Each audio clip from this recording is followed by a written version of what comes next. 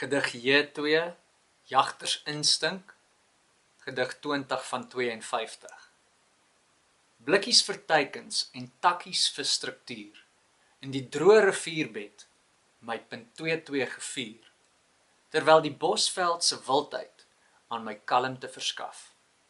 My vuurdoop, 'n 3006 se teleskoop, teen die bokant van my regter wangbeen.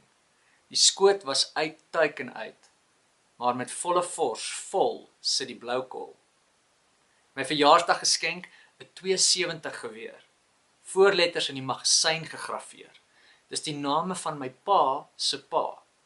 DAJ dra ek aan as erfgenaam. Spoorsny om my prooi te kry. Op die grondpad skop my vellie stof wat die windrigting aandui. Luister. Net die klanke van die veld se asemhaling. My linkerskouer lam van my geweer wat hang. Die kiepersol waar die kudu's klets, 'n persbruin bessieboom wat die pas begelei. Op die rotse in die skaduwee van die rotsvrug rus, soos die rivierstroom verbyvloei rustig. Hier leer ek van mens en man wees, by my pa wat my lei en raad gee. Sit die veiligheidsknippie op my seun, mik bo die blad, konsentreer. Wanneer jou jagtersinstink met jou sintuie insink, besef jou regtervinger niks is verseker nie.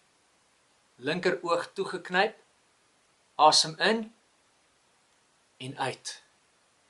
Die klank van 'n skoot ken ek darm, soos die koel na uiting weergalm.